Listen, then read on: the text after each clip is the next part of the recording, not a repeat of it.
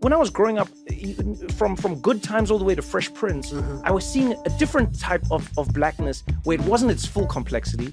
And so I was like, we got to get to that. And then the music filters to us, and the style filters to us, and the vibe filters. You get what I'm saying? I do. And because it is novel, and because it seems to be completely devoid of all conflict and struggle in a weird way, we aspire to it. And then I came to America, and then I met Black Americans who were all like, man, I can't wait to get to Africa. Man, I can't wait. They're like, man, do it. And I was like, wait, what? I was like, my cousins were trying to sound like Tupac. Right. You know what I mean? My cousins were trying, and I was like, wait, we're trying to come here and you're trying to come here. Ta-Nehisi Coates is not just one of the sharpest and most beautiful writers working today. Every time he puts something out, it seems to shake the world. The Case for Reparations, Between the World and Me, his work on Black Panther, and his new book, The Message, is no different, because in it, he travels to South Carolina to tackle book banning. He goes to Senegal to rediscover roots that he's not sure he has. And then he delves into one of the most difficult subjects in the world today, Israel-Palestine. Most people know his work, but very few people know the man behind the words. And so this week, I sat down with him and my good friend Christiana to get into the conversations that he doesn't always get to have and try and figure out how and why he sees the world the way he does.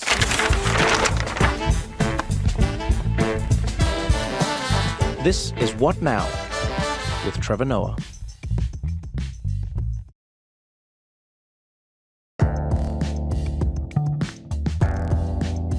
Yeah, man. Ta-Nehisi, welcome, man. Thanks for having me. This is what we're going to do the whole show? Because I We can keep going. We can. Yeah, Actually, that's the first thing I do want to ask you. Is like, do you ever miss being treated like a normal human being? Because so many people, I think, see you as only an intellectual body. Yes. That I don't know how many people just like shoot the shit with you. Well, fortunately, I have family and friends who really don't care.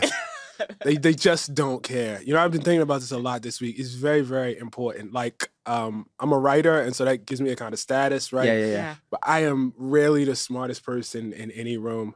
I'm not the funniest. I'm not the best looking. I'm not the most athletic. And so that's good. It's, good to be reminded, you know what I mean? That the thing out here, this is the abnormal thing. You know what I mean? And then there's life. Do you pop into the abnormal thing and then you live mostly life? I try to stay as far away from the abnormal thing as I can. It's very deceptive. And I think it can damage people. So what's this like, going fully back into the abnormal thing, promoting a book? It's dangerous in a very particular way. I think like this sort of thing is always dangerous, but it's dangerous in a particular way because you actually are speaking on behalf of another group of people. Oh, yeah. It's not really your story for a lot of it. And so you're trying to take extra care with it while at the same time still being you. For sure. Frankly, I don't know how long this can go on for. What do you mean by that?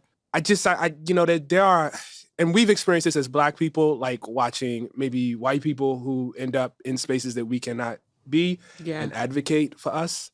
And it's like, there's just great danger in being that person. Huh. You know what I mean? And there are people who, this is like where my darkest thoughts go.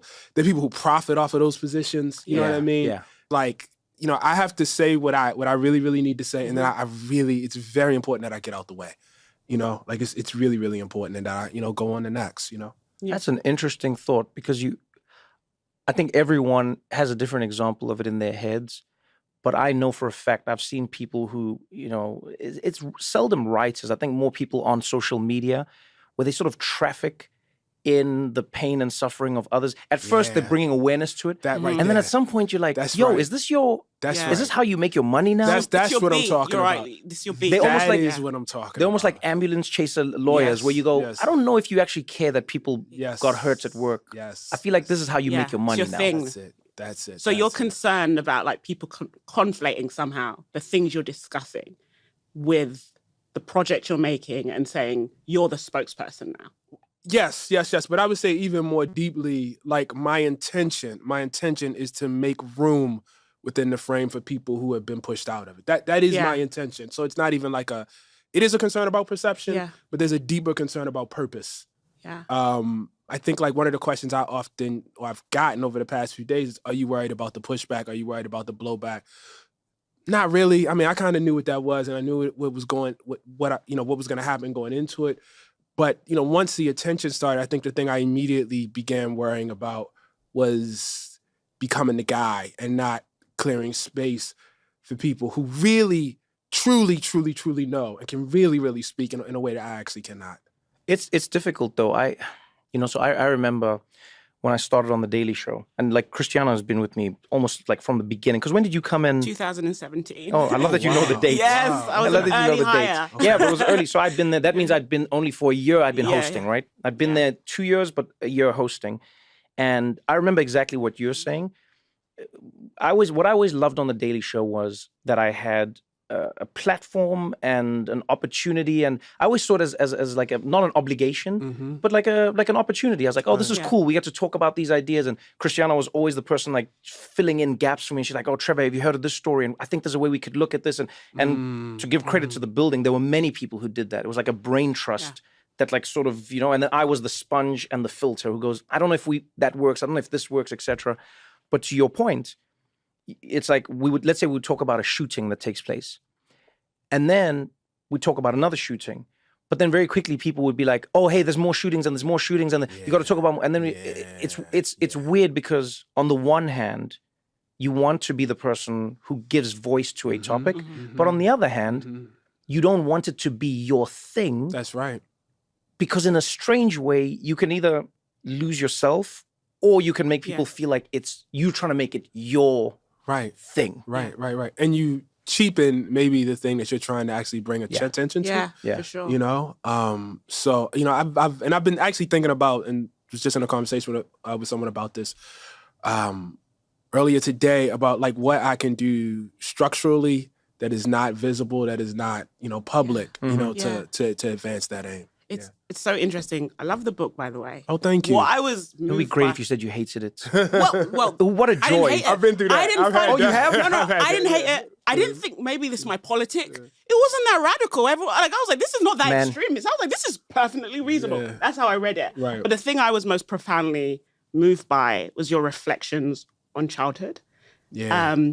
Because I'm raising children now, and I often think about how my son is experiencing his childhood, how my daughter is experiencing her childhood. And when you spoke about being a restless child and the confines of the classroom. Yes. And, reading kind of being this retreat from you, it being passed down by your parents. And it was like you spoke about the portrait of your father made that you're carrying with you. And I was like, to me, it was like a reflection on beautiful parenting in a way, but also a child that probably wasn't that happy a lot of the time. And I was just, for me, it was remarkable that this child that was so restless, that would cry about a story about the wow, you really read the book. No. You actually read the book. Is the same child that ends up in Dakar and is being like, oh, they see me as mixed, and is now in South Carolina dealing with this teacher. To me, it was just like, you call your books your children, but it was so much about you. It was very personal and very introspective. And I feel a lot of that is being missed in place of the final chapter. And what you experienced in Israel and Palestine. It's funny. I knew that was going to happen too. Okay. Though. And I was okay with that. One of the cool things about books is like they sit there. And so people will come back and they'll see that over time. And in terms of just getting to the more personal aspects of stuff, I always tell my writing students, like, your readers could be doing anything else. They could be watching TV, they could be on their smartphone, you playing video games. You really have to justify the time. Like you really, and so like I am always like trying to sacrifice and bleed on the page. I really need you to feel like my work is worth your time. And so I'm trying to give everything I can. When I'm writing. Let me ask you a question about, like on a human level. I honestly have to ask you this because I very seldom get angry on people's behalfs. But man, we haven't been able to stop talking about the CBS interview. Wow. We and I mean, when I say we, I don't just mean the people who make this podcast. I mean like my friends, people online, people. And I'm totally off. Oh, you really? Let me tell you something. Oh, you're off? I'm completely off. People are not happy about that. I mean, I'm obviously hearing this from other people. My friend, let me fill you in. I don't think you understand the shockwave that interview created, not because of what you said, but because of the way people felt like you were treated. Just the opening salve of that conversation. Right. And I'll never forget the question that you get asked, where I think it's Tony who says to you, when I read the book, I imagine if I took your name out of it, took away the awards and the acclaim, took the cover off the book, the publishing house goes away, the content of that section would not be out of place in the backpack of an extremist. Yo, I sat there. I don't get flabbergasted by much. Right. I genuinely don't. I sat there and I was like, what? My first thought is, yes, but if you remove every context from everything, then everything could go anywhere. You know what I mean? Right. If you remove America's history and America's journey, America's this, then it's like, yeah, those people who fought against the British, they were terrorists. Right. You know what I mean? You can call it like, the Boston Tea Party. That's terrorism. Yeah. If you remove the context, everything has no context. And I'd like to know from you, what, maybe why you think people do that. Why do they remove all context when speaking about Israel-Palestine? I've been trying to process why I wasn't so insulted. I think it's a couple things. I think, I love all of those awards and accolades, but they're not really me. So, okay, you take them away, it's fine. You know what I mean? I'm still me. I think also, I have been in this, in terms of the research and the writing, from, over a year now. And I guess, again, and I know I keep saying this, how much, the extent to which Palestinians have been pushed out of the frame. Understanding how much of this was a third rail. I really, I knew this was coming. Okay. Yeah. Even the, right to exist. I knew, the state's rights to exist. It was like you've been, shadow boxing and waiting for a fight. And you see somebody throw the left that you've seen your sparring partner throw 1,000 times by then. And I figured at some point it was going to be a fight. I didn't know it was going to be right then, but I figured at some point it was going to be a fight. I want to say something that actually is really important. The thing that went wrong in that interview more than anything, as far as I'm concerned, is Gayle King is a great journalist and a great interviewer. And Gayle came behind the stage before we went, and she had gone through the book.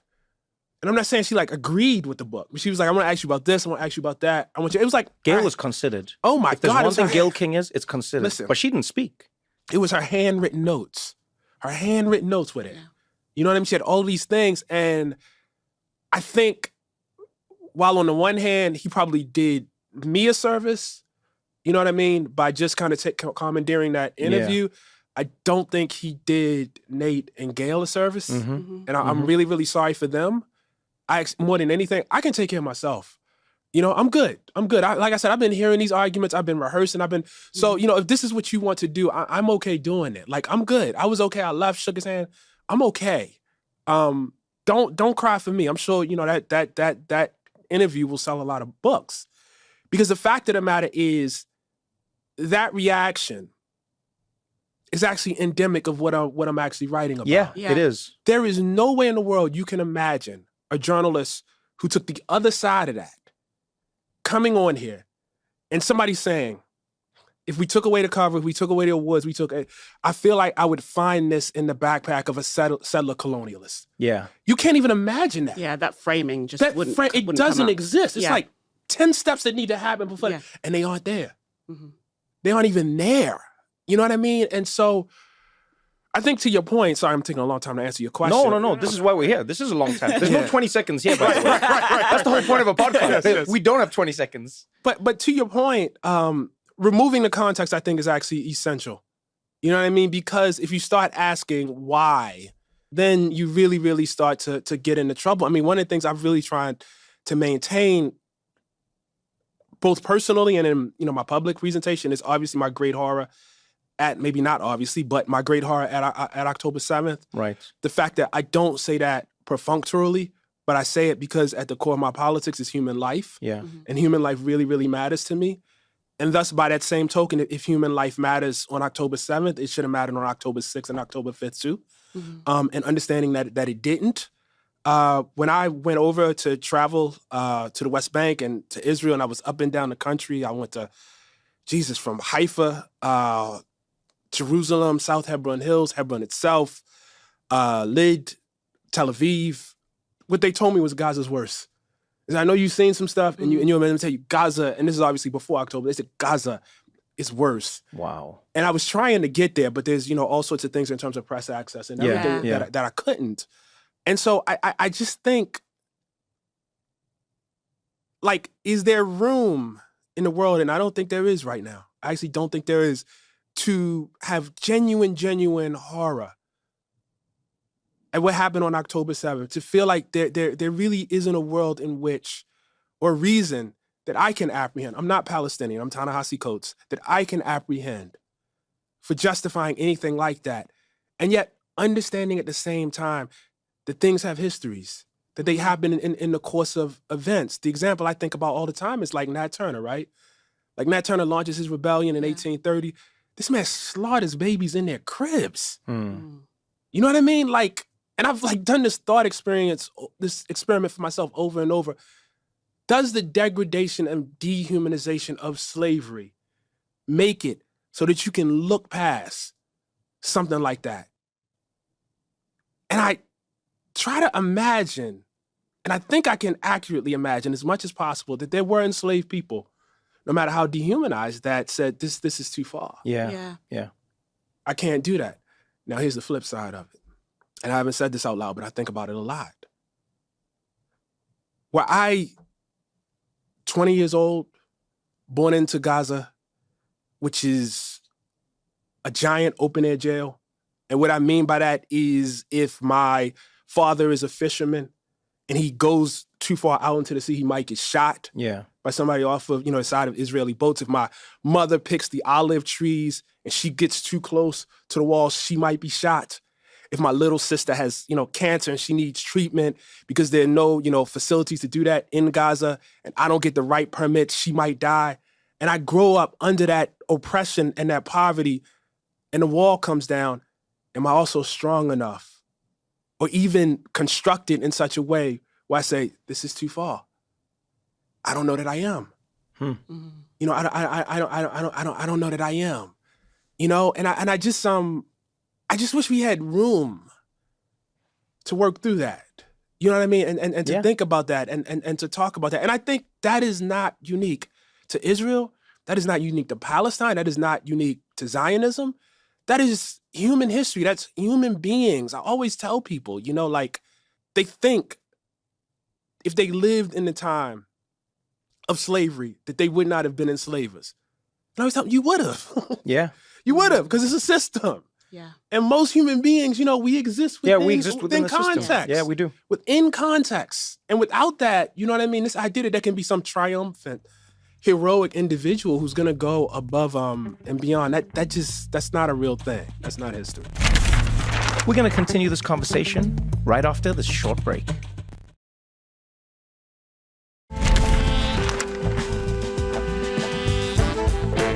I think about, sometimes the best way for me to process a story that's happening now is to take a story that isn't happening now, because I have a little room, I have a little context. But I remember having a conversation with President Obama when he was still in office, and we were talking about this, like it was in an interview, and we're chatting, and I've asked, state officials the same question. As I say, I'm always intrigued by the notion of like a strike, as they call it, and the collateral damage. And I always go, do you ever wonder what collateral damage causes? And I'm not saying to justify, but do you ever wonder what it causes? So one of the stories that always stuck out to me was there was a strike that was conducted, and they were getting, I think it was one of the heads of ISIS. He was in the back of a taxi. I don't know if you remember, it was like, and they shot down a missile, got the taxi, he was dead. And they were all happy about it. And I remember we were at the Daily Show talking about this. And I said, wait, where did they kill? They said, yeah, we got him, clean strike, gone. I said, what about the taxi driver? Yeah, man. And they were like, oh yeah, well, the taxi's gone. I said, well, what about the taxi driver? And they were like, yeah, but this is an ISIS terrorist. I said, okay, maybe it's because I come from a quote unquote third world country. Being a taxi driver, even in America, by the way, even in a first world, is like, those people are responsible for so many lives. Being a taxi driver is not a passion job.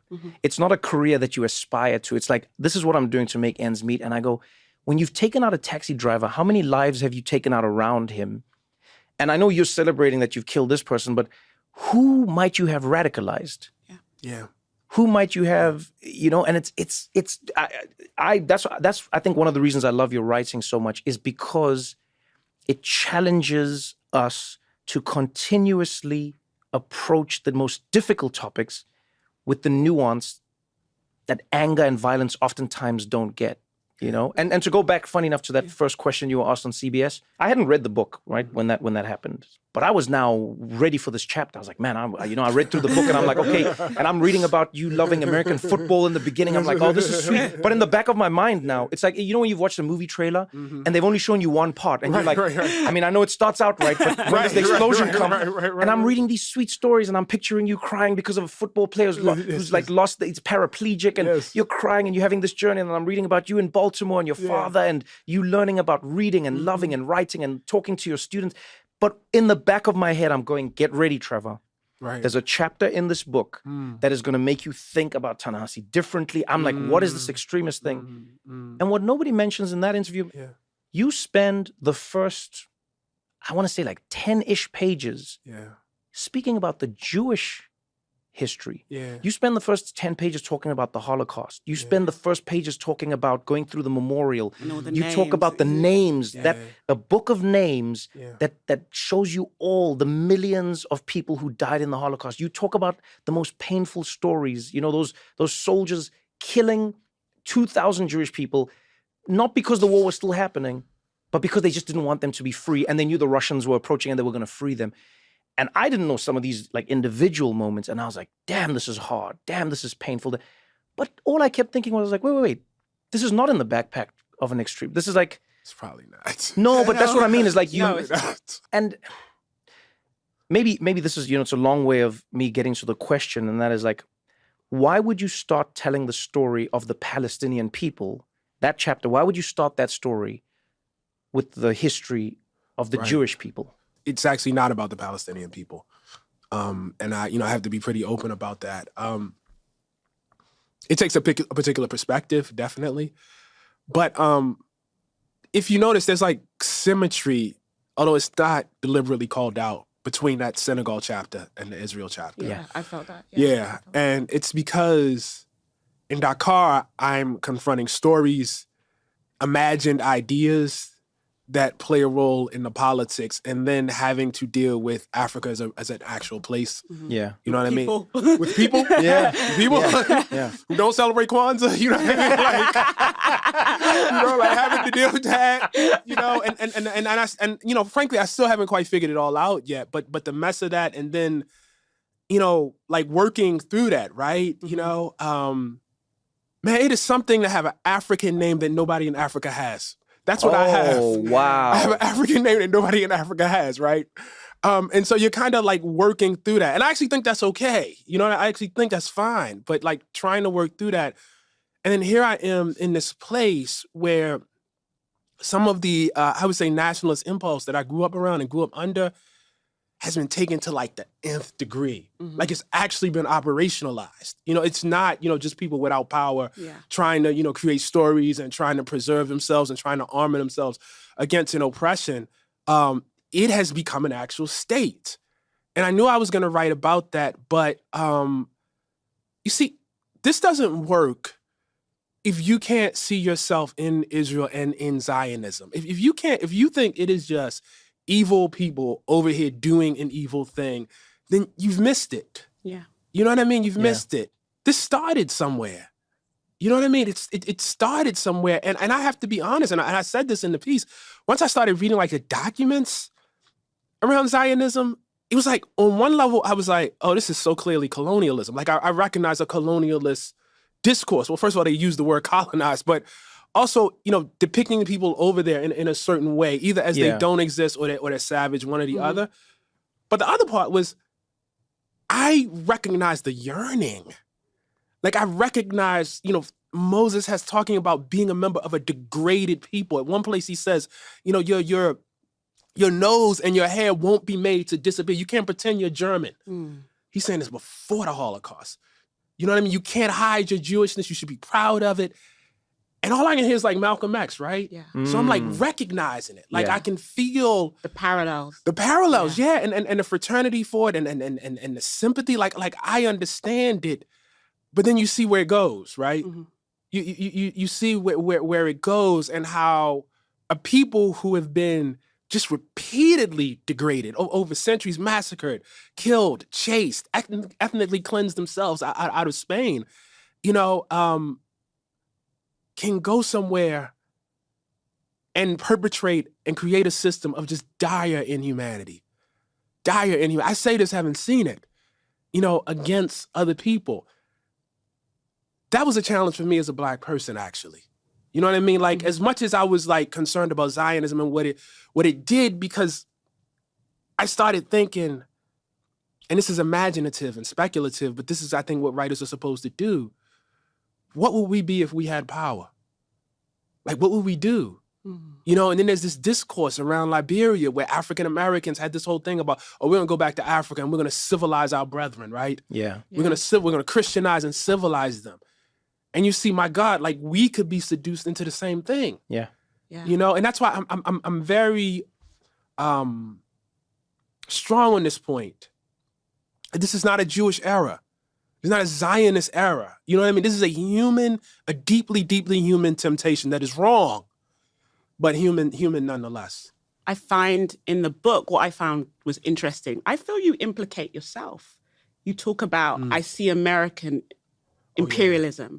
I see, evangelical Christianity. And as a bearer of an American passport who can go through certain checkpoints that other can't, I am enmeshed with that, whether I like it or not. Yeah. So you're like calling yourself out as an American in a way that I don't think people are necessarily acknowledging. You're not saying, this is the big bad Israel. You're saying this is us. It's actually us. And that's the key difference. Because people will tell you, they say, well, what about, Sudan? What about China? What about, they'll name all the places where horrible things are happening. What about Saudi Arabia? And they're not wrong. They're not wrong. But this is our horrible thing. That is the key. That is actually the key difference. Every single fighter plane that drops a bomb on Gaza came from America. Every single one. Every single one. I got that from, there's a report by this guy, Josh Paul, and this great Palestinian-American law professor, Noura Erakat, that they wrote together. Josh Paul used to be in the State Department, and he worked in the area that oversaw the sale of weapons to other countries until he was just like, I can't do this anymore. And he sent me, a couple of weeks ago, like the report that he and Noura had done, just outlining the human rights violations that had come over the past year or so. And I saw that line about, and this was after, and I was like, my God, this is really all us. You know what I mean? You just get more and more evidence. And I'll tell you, even more so because we walk around the world, we go around the world, maybe not walk, we go around the world saying we are the font of democracy. We advanced ourselves through the fight against enslavement. We advanced ourselves through the fight against segregation. We advanced ourselves, Martin Luther King is our patron saint. Yeah. But we are supporting segregation right now.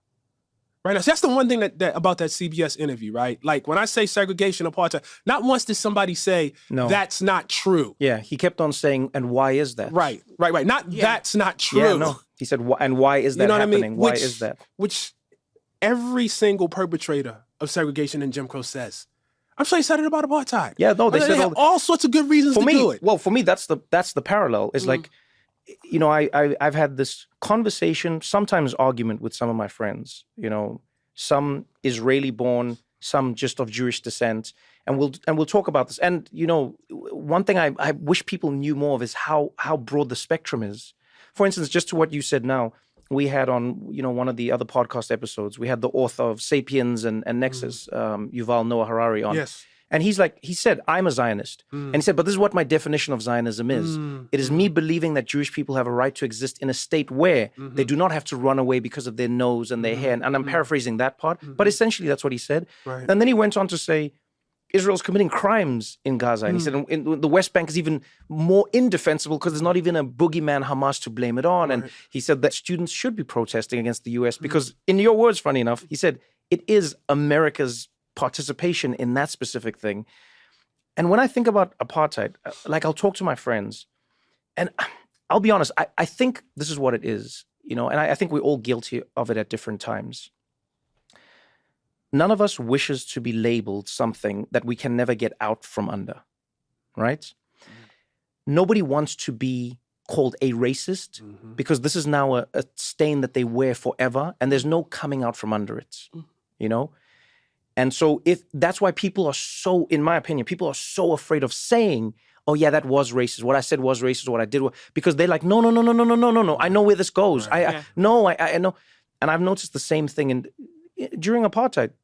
The architects of apartheid were like, no, this is not, no, I'm not racist. They're like, no, we do this for the Bantu. And they said that you must understand the black cannot govern themselves. Jeez. The black does not have the capability to understand governance, and we are protecting them, and we must keep, and then when I'll talk to my friends in and around Israel, Palestine, I'll say to them, they go like, oh, how can anyone call it apartheid? And then I'll say, okay, let's do it this way. You tell me what's different. I'm just going to tell you what apartheid was. Right. I'm just going to tell you what it was. And I would like you to tell me where you see a discrepancy. Right. And I go, okay, so in apartheid, your ethnicity determined what your life could be, where you could go, what job you could get, how long you could stay in the major part of the town where the power was held, or, where you could move or not move. That's what apartheid did. Then they're like, okay, it's like that. But, and I'm like, no, don't give me reasons. Let's forget reasons for a moment. Yeah. Let's just talk about what it was and what it wasn't. And I go, apartheid also said that you couldn't vote depending on your ethnicity or, yes, but I go, you're my friend. I'm not indicting you. I just want you to tell me how it's different to apartheid. Yeah. And oftentimes it's ended at, yes, there's many similarities, but it's because. And I go, I have yet to find a thing that happened in our past that didn't have a because. It's always like that. And what I don't think folks realize is that's actually a further indictment.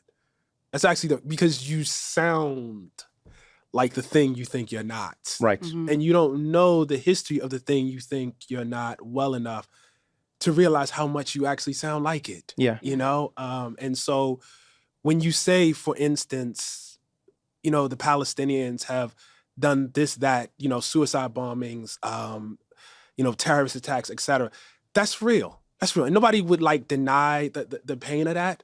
The problem is the violence of the oppressed that's always the reason. Mm-hmm. That's always the reason, And so, I was on a podcast with somebody else and we were discussing this, and it's like, I just gave you that Nat Turner example, right? And I say, well, I think killing babies in the crib is wrong. I don't think I could do that, right?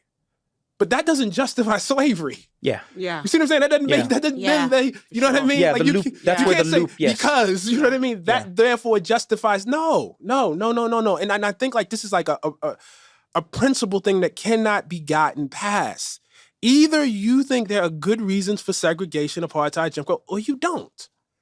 You know what I mean? And in my mind, there is never any reason. My dream of liberation is not enslaving white people. That would be wrong. Mm-hmm. I oppose enslavement. I use the death penalty example all the time. I am opposed to the death penalty. There is no because for me for the death. There is no, he's a serial killer, killed 30 people. Yeah. No, I'm against it. Mm-hmm. Yeah. I'm against it for Dylan Roof. I'm against it. There's no because for me. Mm-hmm. And I think we all have those things. It's just the bare truth of it is some of us do not have those things for apartheid. That's just the truth. Some people think, and that is scary for me as a Black person, because now I know who I'm talking to, because you would do that to me if there was a because. We can't imagine ourselves that way, or we can't imagine ourselves doing the worst, or, It's interesting that we understand it fundamentally as humans, but then when it comes to practicing it, our fear takes over. Do you know what I mean? Yes. Because I remember getting into a passionate argument with a friend of mine around Israel, Palestine. And he was like, but Trevor, what do you want us to do? And, that Hamas is trying to kill us. And we think these other countries around us want to kill us. What do you want us to do? And I was like, well, I want you to not kill babies. I want you to not kill children. And he was like, no, but we don't want to. And you got to understand where Israel's coming. And I was like, yeah, no, I'm not saying that. And then I said to him something that I truly believe, but I don't know, again, because I haven't been fully tested. Yeah. I don't know that I would be able to exercise it. And maybe even I said, you know what it is? It's the burden of the good guy. Mm. When you watch a movie, you watch a James Bond movie, all right? For all his flaws, you watch James Bond. James Bond is pursuing one of the villains. They've got a vial that's going to kill the whole world, some virus. Yeah. The bad guy gets to drive through a crowded market, crashing everyone who's in it, and not give a damn. James Bond has to stop, has to go around people. Yeah. If a woman is thrown, he has to catch her. If a child falls, he has to stop. Superman, oh man, I want to go after Zod, but the building is falling. So I have to stop the building from falling because while I'm trying to beat Zod, the building is full of people and my mission is to save people. And so I cannot let the people die in my fight with Zod just because I'm trying to get Zod. And do you know what I mean? I keep going, I'm like, man, we understand it on like on a hypothetical moral level when we watch it. Right. But when we're tested, very few of us pass that test to get beyond our fear. The other thing is like the building is filled with people who are not you. You know what I mean? So then it's like, you know, how can you have empathy beyond yourself? Which I just think, I don't know, man. Like one of the things that I thought a lot about there was the Israelis I spoke to, they spoke in terms of survival, right? Which is actually, and that's why I started with Yad Vashem, which is, I mean, when you have faced, you know, real existential violence, you know, you would start to think of things in those sorts of terms. But equally interesting was like the story they told about that survival, not all of them, but one of the more popular versions of it, which holds that they went like lambs to the slaughter, like that there was no real resistance. And, you know, and so it's a kind of like, not just, I won't let genocide happen again, but next time I'm going to go out, you know, fighting.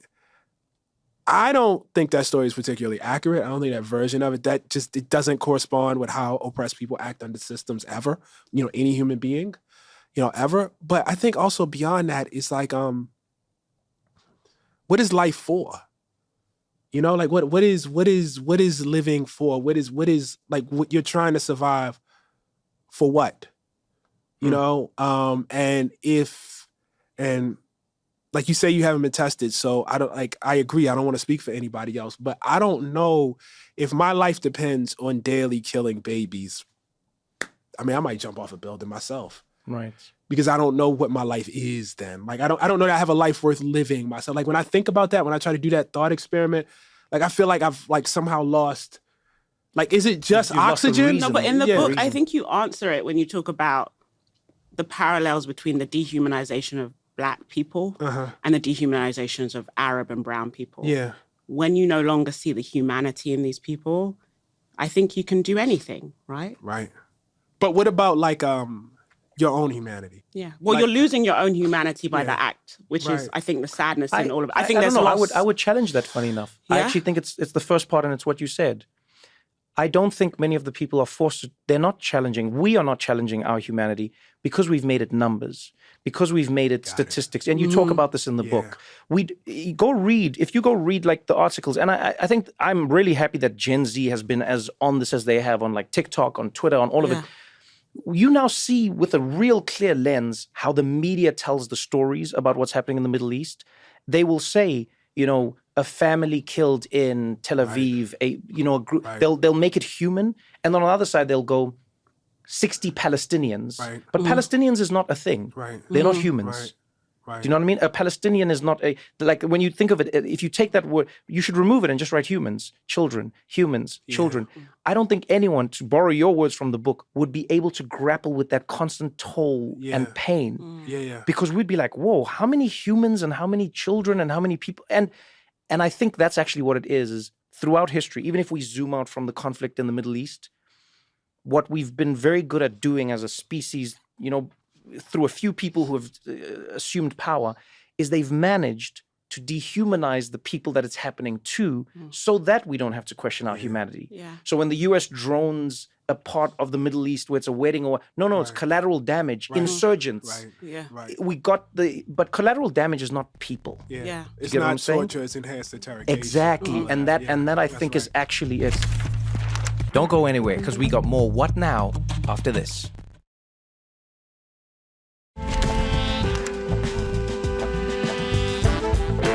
It's interesting because when you go to South Carolina, you go to this kind of school board meeting in where people are defending this teacher called Mary. They're trying to ban your book, basically. And it's interesting to me that you will say, how can they do that to me as a Black person or as a really prolific Black author? There is this movement to ensure that children don't read your book because they don't want the widening of their imagination, their aperture. So how did it feel actually living through that? Because it felt that like you were more burdened by what you saw in Israel and Palestine, but you were more personally impacted by what was actually happening in South Carolina, kind of like in your backyard. Yeah, I mean, that's a great point. Why was I not more burdened by South Carolina? It probably is the fact that this is less of a threat to me than it is to the students and the parents. And I didn't really feel like between the world and me, it's going to be fine. You know, so I probably felt it less personally. Maybe some of it also was the fact that it was like, I got to tell you, this was a little weird, right? Because it was really white self-interest that I was observing. And I mean that actually in the best way, right? Yeah. Because look, like all people, you know what I mean? These white parents down here, they want their kids to have a first-class education. They want them to be able to go out in the world. They don't want people mocking them and laughing at them. And, you know, and to them, it's like, book banning? Like, I'm going to have to send my kid out into the world and, like, I come from a district where they ban books. Like, they, you know, obviously have enough sense to realize that is not how you raise a worldly kid with, you know, expectations. Like, these were kids in an AP English class, right? So they're trying to get credit to get ahead in the university. You know, and it's like, this is like barbaric. You know what I mean? What we're talking about here. And so when I say self-interest, I mean, they might even have my politics, but they recognize that part of a first-rate education is reading different things, taking things from different, like it was kind of that recognition of that value. It's not we completely and totally agree with Ta-Nehisi Coates. You know what I mean? It's just we want our kids to have a relatively high-level education. You know, and you know, as I say in the book, I mean, you can mock that, you can laugh at that, but there are not too many freedom struggles that have been advanced without, you know, some group of people from the majority seeing that interest, you know, in there too. So I was fine with it. I want to say something really quickly, and I have to remind myself to say this all the time as I talk about this. I was talking before about my sympathy, like how I was reading the documents and everything, and I felt, you know, like the similarity. In reference to that, I get how hard it might be if you are Jewish and you're trying to reckon with this stuff. You know what I mean? That was the other reason why it was kind of written the way it was. Yeah. Because, man, you know, and I have some exposure to this in other ways, but I won't make this about me. I can imagine it is great. It is really, really difficult to be within a system. I saw it with my own eyes, actually. Within a system that tells you you're noble, that tells you what you're doing is correct, that tells you you are within the tradition of people who have been correct, within a movement that is correct, and somebody is telling you, no, you're actually sticking your foot on people's throat. That's hard to take. Yeah. You know, that's hard. It doesn't mean it shouldn't be said, by the way. It should be said. No, I hear you. Yeah, but to deconstruct like the core of your identity in that way. Because when you do it, what's left? Well, there are two stories. Well, one less a story, but I don't know if you remember when World Central Kitchen, Jose Andres, you know, I mean, he does an amazing job. He's all over the world, and he just feeds people. And it seems like such a simple mission, but what he does with his organization is there's a devastation anywhere in the world, from natural disaster, from war, you name it. He gets in there, and he gets in there faster than most like giant organizations, and he just feeds people from Haiti to Florida, from Gaza to Syria. He gets in there and he feeds people. And one of the more tragic stories that came out of the Israel-Palestine conflict was, I think it was 7 of the World Central Kitchen people being killed in a strike. And, you know, there's been all these reports, and then like the Israel government said, oh, it was like rogue, sort of like some soldiers in the ranks who weren't supposed to be doing something. They went against orders, and it's muddled. So I won't, you know, put my foot anywhere in particular because I keep reading new things about it. But what was most interesting for me was seeing that he got interviewed afterwards he got Haaretz, you know, in Israel. They did like a almost full page spread on him, like an interview. And then he was on, I think it's Channel 12 in Israel. And I saw multiple people online when that was happening saying, and it seemed completely earnest to me, they said, this is the first time I have seen a story saying anything about what's happening in Gaza from inside Israel. Yeah. And I saw multiple people saying that. Yeah. Multiple people saying, I wasn't hearing this, I wasn't seeing this, I wasn't, and in a way, I think of what you talk about in your book. You know, when you talk about the importance of being a storyteller, the responsibility that writers bear, the obligation that you have when you're putting words on a page. Because I think about how powerful it is to be able to craft a story or a narrative for people. You know, one of the key things I hear from many white South Africans, some could be lying, but I think genuinely when I talk to them, many of them aren't. They'll tell me straight up, they go, Trevor, I didn't know. I think that's probably And I'm true. like, what do you mean you didn't know? And they go like, Trevor, they go, true. nobody knew what was happening. And I'm like, how could you not know what was happening in apartheid? And they say, remember, we had the national broadcaster. Yeah. They broadcast what we watch. Yeah. We weren't getting international stuff. It was banned. Yeah. You weren't getting music from America that was anything like Sugar Man and all these songs that question. No, we weren't getting anything. So our reality was shaped by the government. And if your reality is shaped, you almost have to be like Neo to escape. Yeah. You really got to do something. Because I always think You about really have that, to you do know, something. on that level, I go, forget who's a good person, who's a bad person. Think about what kind of person you have to be to say, everything in my reality makes sense, but I'm going to question it. Yeah. Do you know what I mean? Yeah. And I think about how many Israelis don't get like the story on all sides. I think about how many South Africans didn't get the story of apartheid. They were just told, they were even told that black people loved living there, by the way. They were like, no, this is great. They're loving it. They love how they live. And then they would show, look at the violence, or the ANC's trying to disrupt this thing. They're trying to blow everything up. We've created a working system. Everyone is happy. And maybe, you know, it's a question I have to you then as a writer, is like, how do you escape that? How do you even begin the journey of puncturing your reality? Do you know what I mean? You know, I think it's important everyone who listens to this understands that the book as a whole, it's not, if you think it's Israel-Palestine, it's not. That's the most contentious issue right now. Right. But the part of the book where you're going into Senegal, for me, is like you having to puncture a reality. You having to now see Africans as human beings who don't just exist as numbers. It's not just the beginning of a slave trade. Right. Oh, it's people. Right. It actually started back when I was in college, because when I went to Howard, I was in a history department where they were very scholarly, and it was like all of this stuff about like they came and kidnapped us and we were kings. They had no tolerance for any of that. And it was extremely disruptive of my concept of what Africa was and what it meant for me. And I finally, you know, went over myself. And I think, you know, what's interesting. So I think by then I had let go of a lot of stuff, right? And I say that I'm still in process because even as I was walking down the street, I really do think the film was still over my eyes. And I'll give you an example. I would just like repeatedly remark on the beauty of the Senegalese people, right? They're very beautiful. We have to say that. Okay, but I have a question about that. Yeah. I have a question about that. Yeah, go, let's do it. Is it that, now they are, but is it that, or is it also the fact, and I'm speaking as an African-American maybe here, that you grow up under all of this stuff telling you you're ugly, you're unattractive, your nose is too big, your lips are too big, your hair is like all that, and then you go and you're like, these are stunning people. these are stunning people. Yeah. And you see them, and they're the coolest people in the world too. Like they're smooth and, you know what I mean? Their style. And it's like, what? You know what I mean? And so, I am trying to, I guess, comprehend how much of that is me looking at them through this. You know what I mean? Trying to escape like what I've been told here, and how much of that is the reality of it. You mentioned the ideology, niggerology, Yes, which I couldn't get over that even existed. Yes. I know it existed in an abstract, but this real way of thinking. Yes. And you were like, have I been somehow tainted by that? Yeah. That I'm surprised by the humanity. Oh, that was the worst part. Of that was the other worst part. Just the way they live. And then no, it was that was. So I think like, yes, you know what I mean? I obviously did bring it with me. Like that's just the truth of it. And the fact of the matter is all of the work I had done to escape it, you know what I mean? I don't know if you ever get out of it. The second thing was like, I read all of this scholarship about how the door of no return is bullshit. It's not real.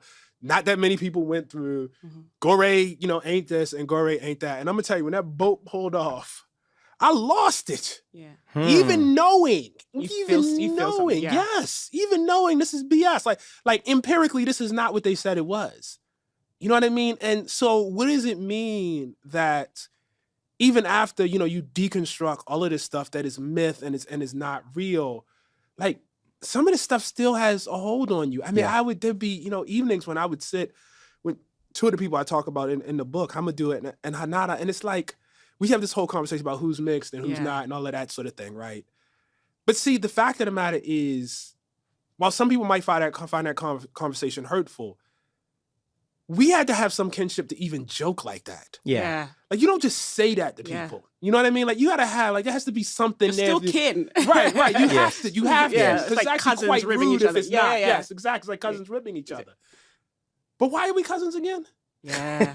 Damn. You know But it what was I mean? like when But why? they... I mean, we are. Yeah. I feel it. Yeah, I'm no, not like, yeah.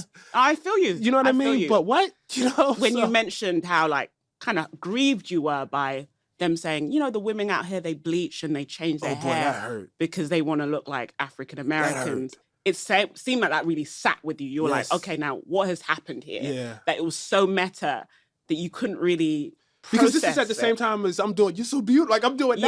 Yeah, like, yeah. why would you want to look like us? Like, why would Yeah. you? And then, you know, the other thing is, and I don't know if this is where you're going, I might have cut you off, No, go for it.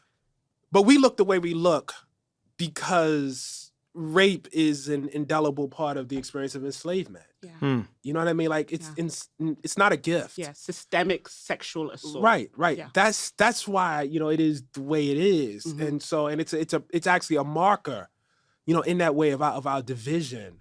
Yeah. You know what I mean? In the way that we were kind of very much like as Nicole Hannah-Jones says, you know, like born on the water. Like that was like, you know, what we were there was stripped away, taken, and then something out of what was left of that and, you know, what we got here forcibly, you know, became who we are. Yeah.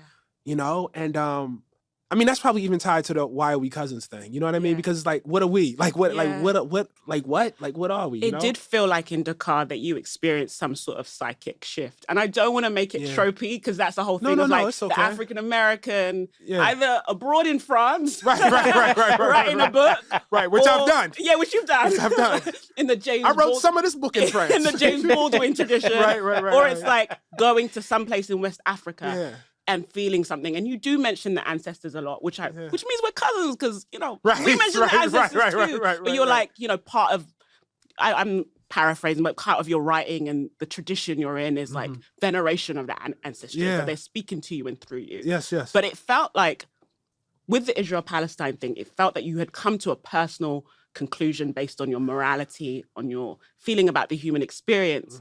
But you come out of Senegal kind of still grappling. Yeah, no, that And I wonder why is that? Did it not feel like home enough, or did it feel like home? Like, what was that confusion? And there was an underlying tension there that And I what didn't was feel that anywhere else in the confusion? book. I think it's the what are we. I think I never figured out the what are we. I know what the feeling is, but I never What are figured we out. to each other, or Yes, just? what are we to each other? Huh. You I feel know? like we're kin.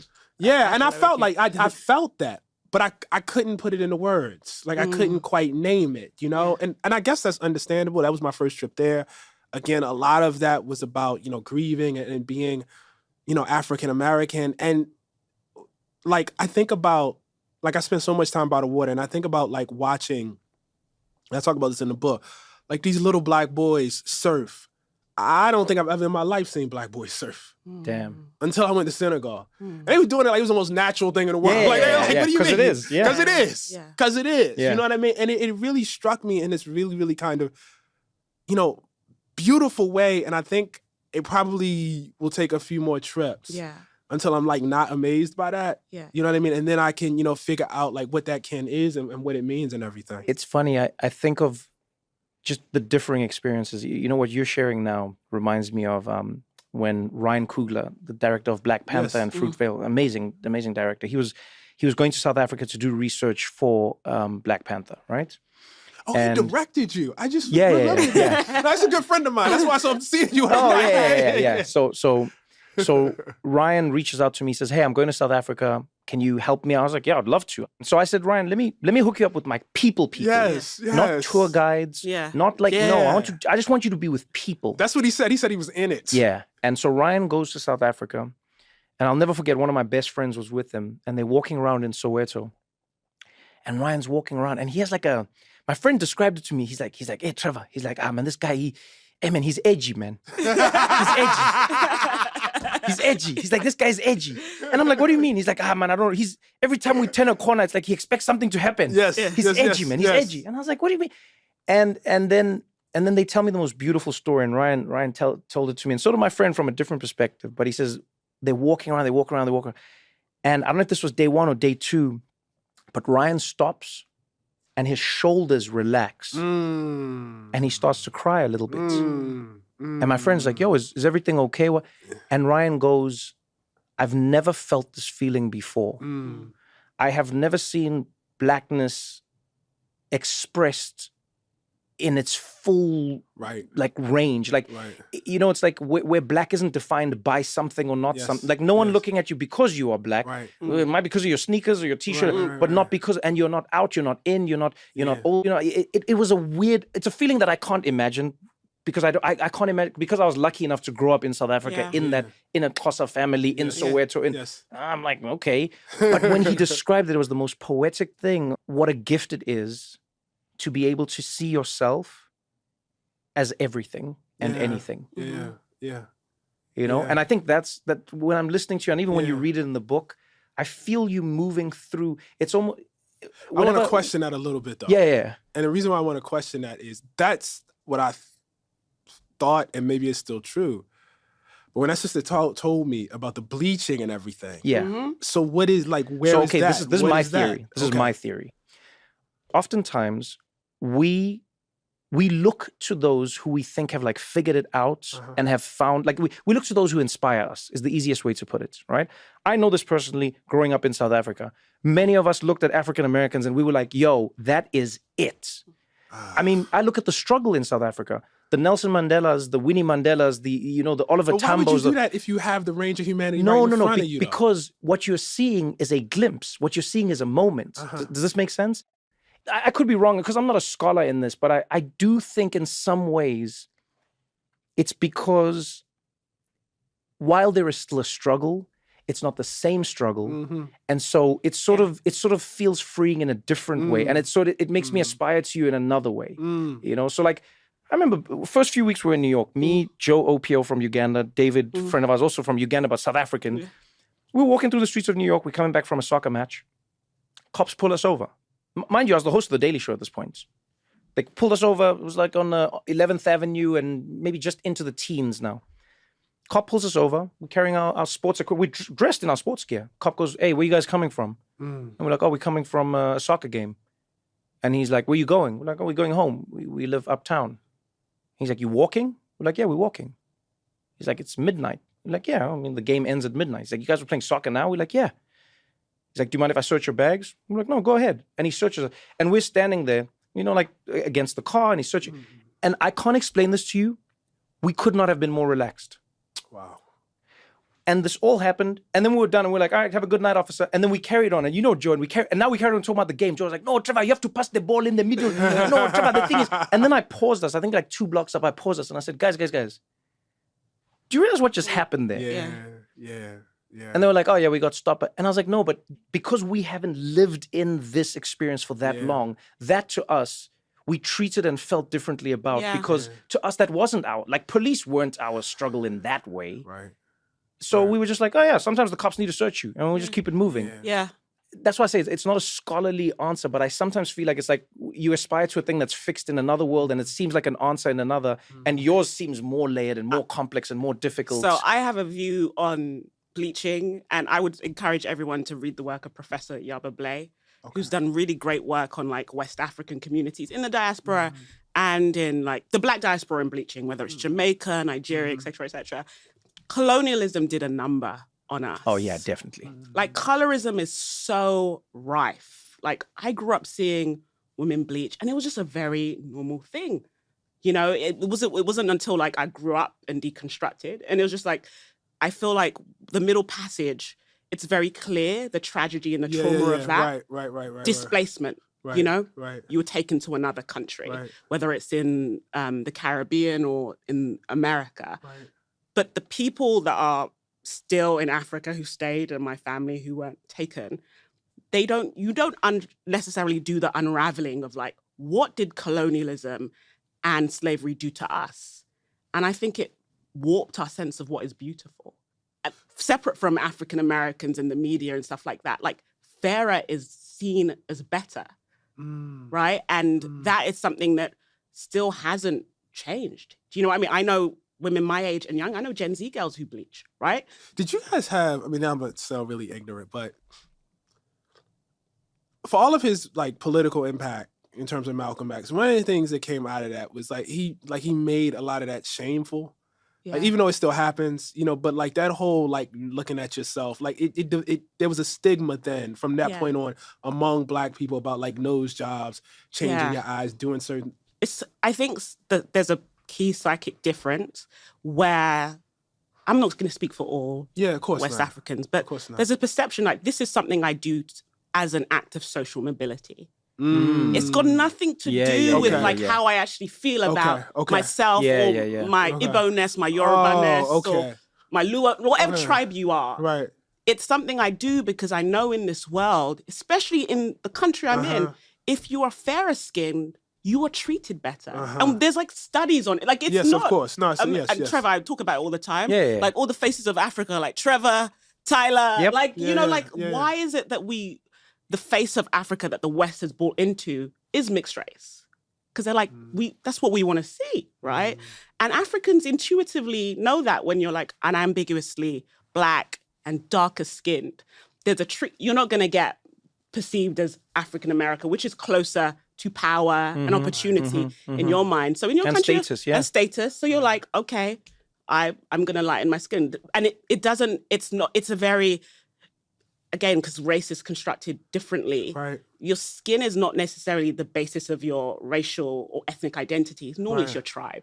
Right. Yeah. And fully tribe. Yeah, it's your tribe. Yeah. So fully tribe. Bleaching your skin doesn't impact your tribe. But I think if you're in an American context. Yeah, that's like distance. You've moved away. And you have this you legacy. Definitely have moved away from your tribe. You have a legacy of passing. Like it's a whole because your different tribe thing. is defined by color in the US, and it isn't in Africa. You know, your tribe is always going to be your tribe. Your tribe is always your tribe, no matter. There's not enough bleaching skin cream in the world that's going to stop me being Igbo, right? Right. So I think there is that difference, but there is a sadness there because I think that sometimes there can be an arrogance of like, I'd say as an African raised in diaspora, oh, we were never enslaved, but we lost so much. We lost so much as well. And we often have the arrogance of like, oh, we have our language, but we lost a great deal. And I think one of the things we lost was seeing ourselves in the mirror and feeling we are beautiful just the way we are. Whereas out here, you guys had the Black Power movement and we're like, we're going to reclaim the thing that you have said is not beautiful. I wonder if like, I'm still thinking, because you asked that question about, that essay being unfinished, but not unfinished. No, I thought there was a restlessness. Still processing. There was a processing, grappling. I'm with you on it because I feel emotionally, at least, it was like unfinished, like it wasn't unresolved. Yeah. And I think what I hear you saying, like when you say loss, that is something I obviously immediately relate to. And it's like, of course we had the music, you know what I mean? Like, of course we have that, But that's a real thing. I mean, there's been this musical exchange back and forth, you know what I mean? Sure. That is, even happening now. But I guess if I'm honest, what I left wondering about is the root of this kinship actually a shared sense of loss? You know what I mean? And if it is that actually enough? Is that kinship? You know what I mean? Like, is that okay? And when I was thinking about it and I was writing, I was like, I don't think that's enough. Because actually, in fact, the way I phrased it was, all we have in common is the white man. Like, that was like my mind. Like, that's how I processed that. But you're saying something different. Yeah. You're saying something different. You're not saying it's the feeling inside of you, of having, because I'm saying we do have that. That sense of loss. I mean, that's why we go back. Yeah. That's why we go back. I mean, all of these people doing, my family's from here in Scotland, which is a very American thing. I'm from here in Ireland. And we're just like, at a certain point, it just disappears. Yeah. We just don't know. You know what I mean? It's been erased. And that feeling is a deep, deep wound. You know what I mean? That so many of us are chasing. Yeah. So much so that we would invent stuff. It's interesting because you mention a lot the Jewish experience and the Jewish diaspora. It feels like to me that they actually have bonding on this feeling of loss. Yeah. And in ways that many people have contentious feelings about. Yeah. But it was like, whether you're a Moroccan Jew, an Iraqi Jew, Polish Jew, we're going to be under this umbrella. Yes. I think loss has great kinetic energy. Profound. When you talk about the tracing, it's funny, I think of all your work in many ways as tracing, and every beginning of a chapter and every story that you tell in the book has a feeling of like, go and see. Yeah. It really has a go and see. Yeah, It's see for yourself. Yeah. your book is getting banned. Go and see. You went to go and see. Right. You know, your people come from Africa. You have this identity and maybe you're connected, but go and see. Yes. Yeah. Yes. You know what I mean? The people of Gaza are being bombed and the people of Israel are fighting for their survival. And there's this conflict of ideas, but go and see. Right. Yeah. And it made me realize how important a writer is, how important a journalist is, how important a storyteller is, because oftentimes we can't go and see. That's right. Yeah. That's right. That's right. And there are a lot of journalists and writers who won't go and see. Yeah. You know, even though, you know, they should. And this is like, again, you know, the book is written to my students, and this is like something I'm really trying to drill in them. You really have to touch the thing. Like you got to touch it. You know, you got to feel it, you got to experience it, because the way it will occur for you will not be the way it will occur for somebody else. You know what I mean? In its most specific, I think somebody with a different history, with different things, might have saw everything I saw in those 10 days, and they would have written something totally different. You know what I mean? And so I think seeing it for yourself, running it through, you know, your own filters is crucial and key. You know, I know we're going to wrap up soon, but I was thinking... This is my Black podcast. Right? This is like, I've been running around talking to people for like 3 days, and I have not, you know what I mean? I have not done this. I've needed to do this.